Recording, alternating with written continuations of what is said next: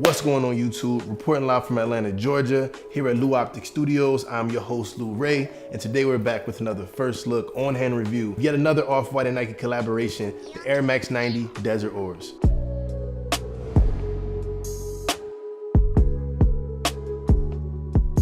Jumping right into the review, let's go ahead and take a look at this box. Here in 2019, I think we're very familiar with this look. We have the all brown, inside out Nike box, Nike swoosh on the top, clear size tag on the front, and off-white text to the side. Now, as we all know, the 10 collection is ending pretty soon. This Air Max 90 is allegedly one of the last models that we're going to get from this collection. I believe they may drop some Air Forces in the summer. And I know there's been a lot of samples going around, especially after Paris Fashion Week, but it's not much being confirmed for any other colorways or models coming from the 10 collection. Starting at the top of the shoe, we got leather on the mud guard in collaboration with some suede here, nylon in the toe box, exposed stitching that I'm personally a big fan of, and just an overall nice beige, sand, desert kind of colorway. This pair does remind me a lot of the Hallows Eve Blazers that came out last year, but this colorway definitely has a darker beige to it. Moving up the shoe, we have the beige shoelaces stating the obvious, a nice touch of the mango crimson stitching leading up to the top of the tongue where we have more of the exposed, vintage, prototype, unfinished look that I think we all fell in love with. Looking at the inside of the shoe, off-white graphic, side sticker inside, the off-white Nike tag offset on the side of the tongue. I think it's pretty clean how they didn't add anything to the back of the heel. Usually we have a Nike stamp or logo right there smack on the back, but I think it's dope not having anything there. Personally, I'm a fan of the Hinter Scheme collaborations, and this kind of gave me those feels. Moving on to the side, we're hit with a bright mango swoosh, blue tab at the top. On the inside of the shoe over the swoosh, we're gonna have more of that off-white text that's very similar to the side of the shoebox. Nothing too different here on the midsole of this pair. Pretty much the traditional style with the air bubble at the bottom. But overall, yet again, another dope shoe coming from Virgil and the people at Off-White. Over this and the black and white pair, I think I'm rolling with the Desert Ores. I love wearing black. I personally have a lot of black shoes.